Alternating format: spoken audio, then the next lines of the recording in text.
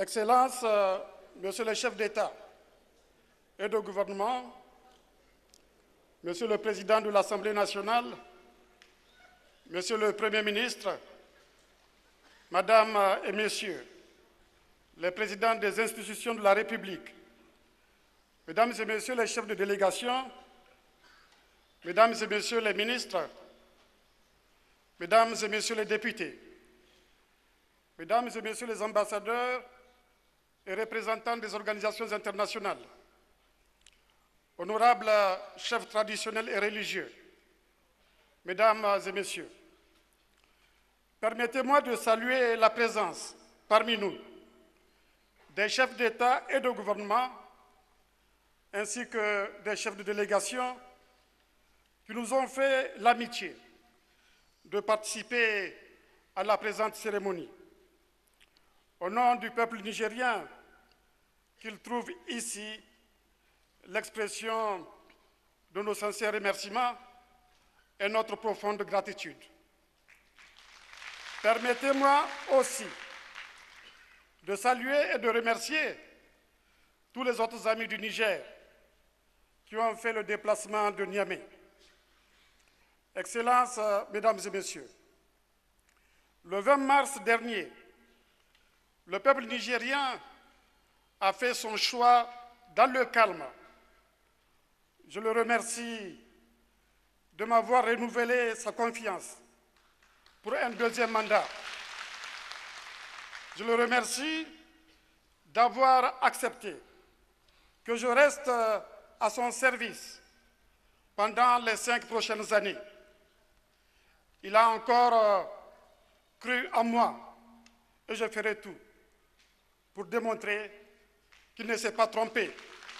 La meilleure façon de le faire étant d'honorer mes promesses de campagne, comme ce fut le cas du reste au cours du mandat qui vient de s'achever. En effet, pendant mon premier mandat, l'économie du Niger a connu un taux de croissance annuel moyen de 6%. Cette croissance a permis à des couches importantes de notre société de franchir le seuil de pauvreté et de venir renforcer la classe moyenne.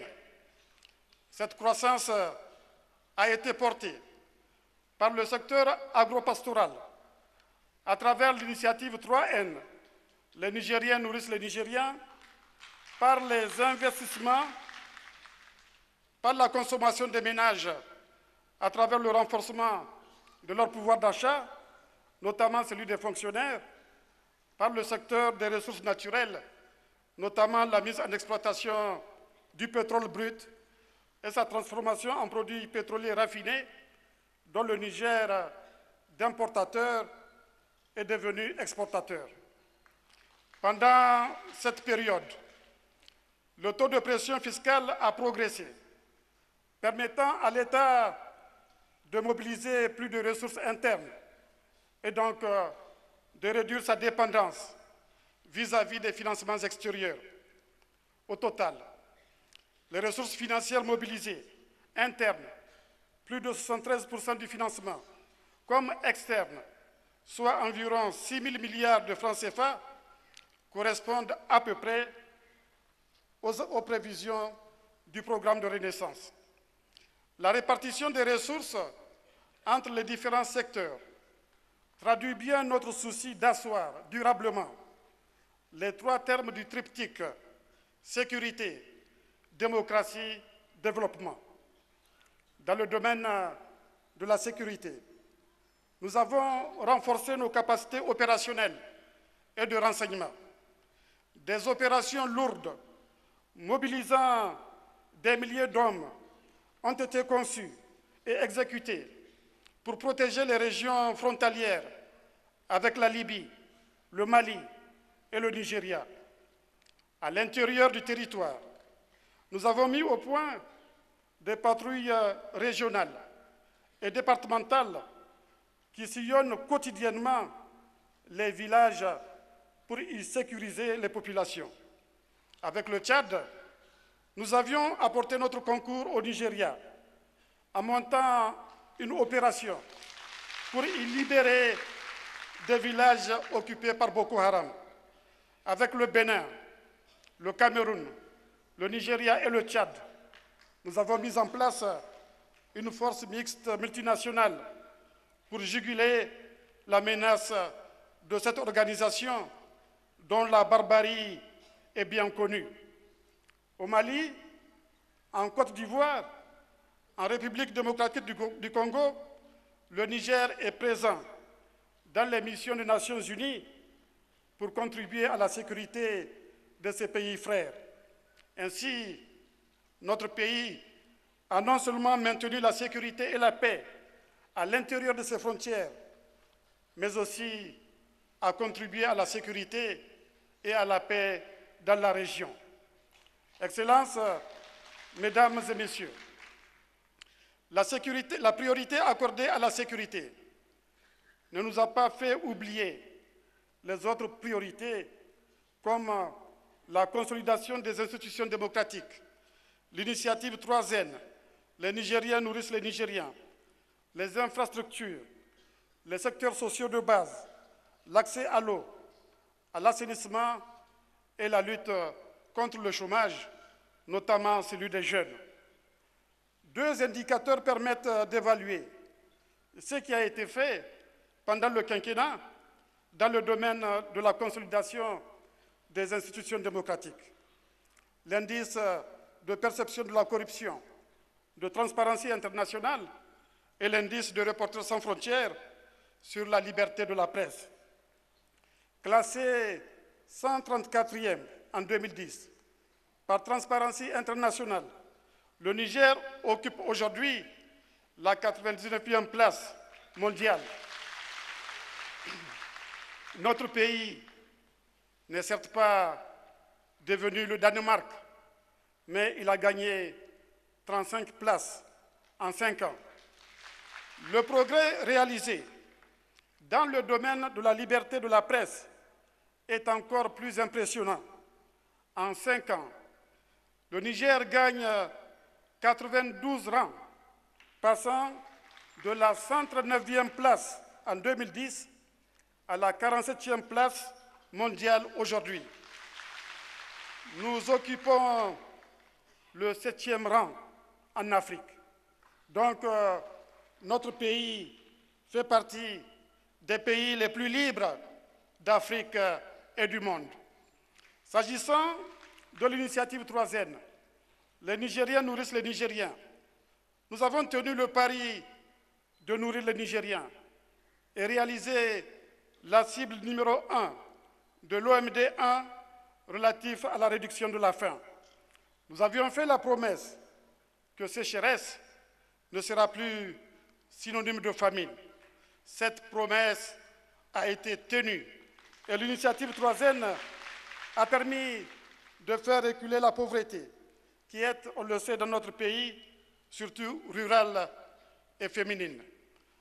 En matière d'infrastructures, des milliers de kilomètres de routes bitumées ou en terre sont réalisés ou sont en cours de réalisation. Une centrale électrique de 100 MW a été construite à Niamey et sera inaugurée dans les prochains jours. Des centaines de villages ont été électrifiés. Un important réseau de fibres optiques a été installé. D'importantes infrastructures urbaines ont été réalisées dans les villes de Niamey, Dosso et Maradi. Dans ce domaine, s'est réalisé un vieux rêve, celui d'entendre siffler le train au Niger. Au Niger, qui est le seul pays de l'Afrique de l'Ouest à ne pas disposer ne serait-ce que d'un mètre de rail, le train a enfin sifflé sur le tronçon de chemin de fer Niamey-Dosso, qui a été inauguré le 29 janvier dernier. Le secteur de l'éducation, quant à lui, a reçu des investissements sans précédent dans l'histoire de notre pays. En 5 ans, Nous avons réalisé 10 fois plus de classes par an que pendant la période 2000-2010. Un nombre important d'enseignants a été recruté pendant le quinquennat. Un effort particulier a été fait pour la formation professionnelle et technique. Le taux des enfants orientés vers ce sous-secteur est passé de 8% en 2010 à 25% en 2016. Par ailleurs, on note la création de 4 nouvelles universités dans le pays. Les secteurs de la santé, de l'eau et de l'assainissement ont bénéficié également d'importants investissements. Des centres de santé intégrés ont été construits, des médecins et des infirmiers recrutés, un hôpital de référence, l'un des plus grands de l'Afrique de l'Ouest, dont l'inauguration est prévue dans les prochains jours, a été construit et équipé. Des milliers d'équivalents points d'eau ont été installés, grâce notamment à la réalisation de forages d'eau potable multivillages. Enfin, pendant le quinquennat qui vient de s'achever, il a été créé des dizaines de milliers d'emplois permanents et le pouvoir d'achat des travailleurs, notamment celui des fonctionnaires, a été renforcé. Ainsi, l'essentiel des promesses faites au peuple nigérien il y a 5 ans a été tenu. Kayi, Angani, Mongode, Nite, Irdi, Irsabu, c'est-à-dire promesse tenue, n'était pas un slogan de propagande. Les réalisations sont réelles, visibles et palpables. Excellences, Mesdames et Messieurs, le programme de Renaissance Acte 2, que je me propose de mettre en œuvre pendant le quinquennat qui commence aujourd'hui, reprend toutes les priorités de celui qui vient de s'achever. Consolidation des institutions démocratiques, sécurité, infrastructures routières, ferroviaires, énergétiques, urbaines, réseaux de fibres optiques, initiatives 3N, secteurs sociaux de base, accès à l'eau potable et à l'assainissement, création d'emplois. À ces priorités viennent s'ajouter un défi majeur, la renaissance culturelle en vue de la modernisation sociale. Avant d'évoquer ce défi majeur, permettez-moi de revenir sur le défi sécuritaire. Le terrorisme, c'est le mal absolu. Mais ce mal doit être l'occasion pour les pays de notre sous-région et du continent de construire des États démocratiques forts et stables, dotés d'armées performantes. Ne dit-on pas qu'avoir un ennemi à combattre est à la fois la pire et la meilleure des choses? Tirons donc le meilleur parti de l'adversité que nous impose le terrorisme. Je fonde donc l'espoir que de la lutte contre le terrorisme surgiront des États capables d'assurer, une fois pour toutes, la sécurité des citoyens, mais aussi la garantie de leurs droits politiques, économiques et sociaux. Cette ambition, je l'ai pour mon pays, qui sortira, plaise à Dieu, de l'adversité, doté d'une armée et d'un État moderne. Excellences, Mesdames et Messieurs, tirer le meilleur parti de la lutte contre le terrorisme, c'est aussi renforcer la coopération sécuritaire entre pays africains.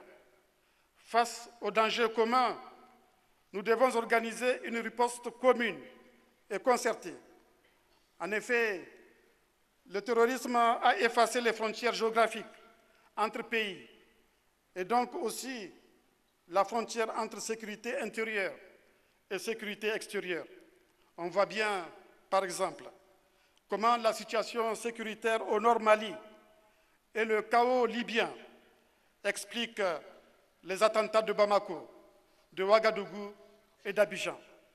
C'est dire que tant qu'on n'aura pas éradiqué le terrorisme au nord Mali, tant qu'on n'y aura pas restauré le monopole de la violence de l'État malien sur l'ensemble de son territoire, et tant qu'on n'aura pas stabilisé la Libye, il est vain de penser pouvoir dormir en paix à Abidjan ou Abuja, à Accra ou Bamako, à Conakry ou Cotonou, à Dakar ou Lomé, à Nouakchott ou N'Djamena, à Niamey ou Ouagadougou.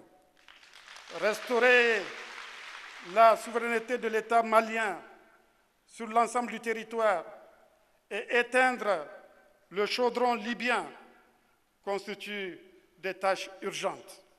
C'est pourquoi je salue la décision des pays du G5 Sahel de mettre en place une force mixte multinationale sur le modèle de celle mise en place par les pays du bassin du lac Tchad. Cette force doit être déployée en priorité au Nord Mali. Excellences, Mesdames et Messieurs, le renforcement de la coopération sécuritaire entre pays africains qu'exige la lutte contre le terrorisme doit s'accompagner d'une accélération du processus d'intégration économique entre ces pays. La lutte contre le terrorisme pourrait ainsi être un catalyseur de l'intégration économique. Par exemple, dans le cadre de la lutte contre Boko Haram, dans le bassin du lac Tchad, nous avons senti le besoin de construire un pont sur la rivière Komadougou-Yobé, entre la ville de Bosso au Niger et celle de Malanfatri au Nigeria. Nous avons décidé de construire ce pont qui, une fois la sécurité restaurée, facilitera les échanges entre le Niger et le Nigeria. Ce petit exemple montre l'importance des infrastructures à la fois pour la sécurité et pour l'économie. Voilà pourquoi il ne faut pas avoir une vision réductrice de l'intégration qui la circonscrirait aux seuls aspects économiques. L'approfondissement du processus d'intégration économique régionale est fortement tributaire de notre organisation dans les domaines de la sécurité et de la défense et inversement. La réalisation d'infrastructures routières, ferroviaires, énergétiques, etc. a un intérêt à la fois sécuritaire et économique. Des projets comme celui de la boucle ferroviaire Lomé, Cotonou, Niamey, Ouagadougou, Abidjan, ou comme celui de la route Kidal-Menaka au Mali, Bani Bangou, Balayara, Arkanassou, Margou, Falmey, Gaïa au Niger, frontière avec le Nigeria et le Bénin, comportent ce double intérêt.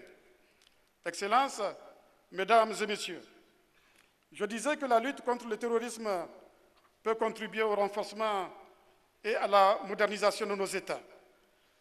Un autre facteur peut y contribuer également. Il s'agit de la modernisation sociale.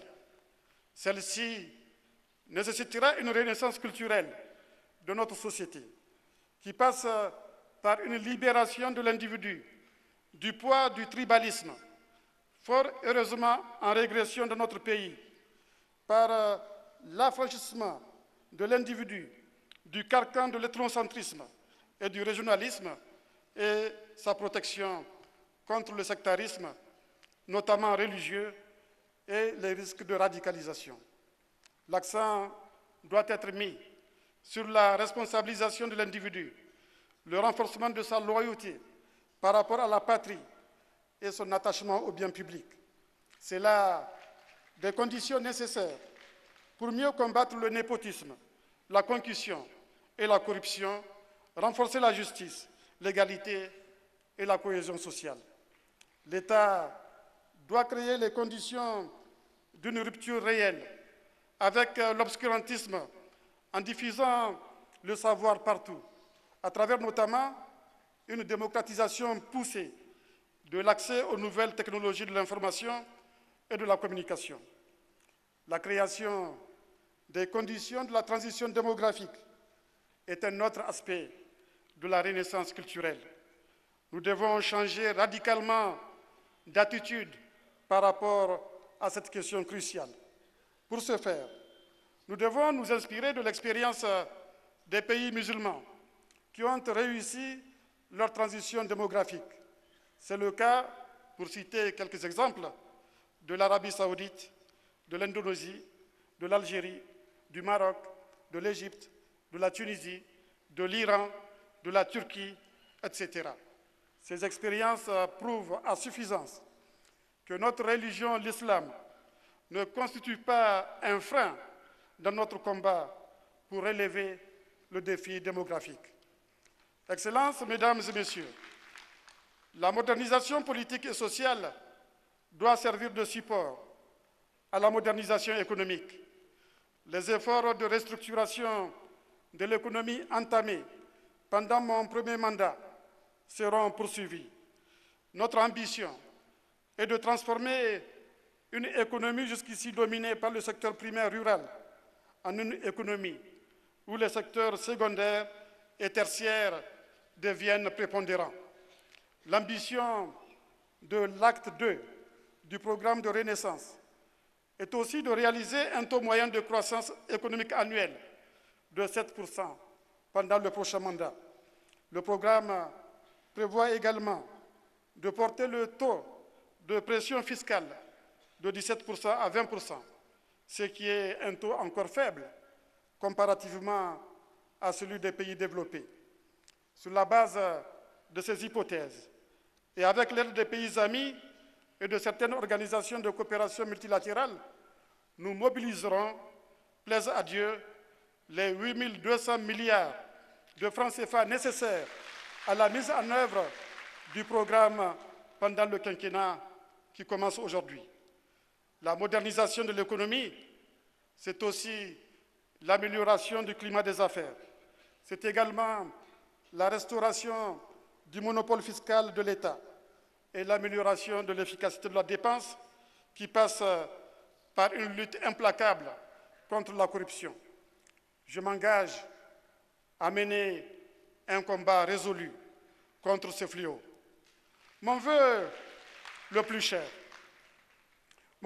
cher, c'est qu'à la fin de mon mandat, lorsque j'aurai quitté le pouvoir conformément aux prescriptions de la Constitution, je laisse un Niger radicalement transformé, un Niger où les institutions démocratiques seront plus fortes, un Niger où la lutte contre la corruption aura progressé, un Niger où les inégalités auront reculé et la classe moyenne se sera renforcée, un Niger uni, en paix et en sécurité, un Niger où la faim zéro est une réalité, un Niger bien équipé en infrastructures de toutes sortes, un Niger qui aura progressé sur la voie de sa transition démographique, un Niger où l'école sera gratuite et obligatoire jusqu'à l'âge de 16 ans, un Niger où 40% de nos enfants fréquenteront les centres de formation professionnelle et technique et en sortiront avec un métier, un Niger où les universités formeront les cadres parmi les plus compétents de la sous-région, un Niger où l'accès aux soins de santé, à l'eau potable et à l'assainissement sera garanti, un Niger où les emplois, notamment pour les jeunes, seront abondants, enfin un Niger résolument engagé dans la réalisation de l'unité africaine. Voilà le projet pour lequel, plaise à Dieu, je travaillerai nuit et jour pendant 5 ans. Voilà l'ambition à la réalisation de laquelle j'invite tous les Nigériens. Vive le Niger, vive la République, je vous remercie.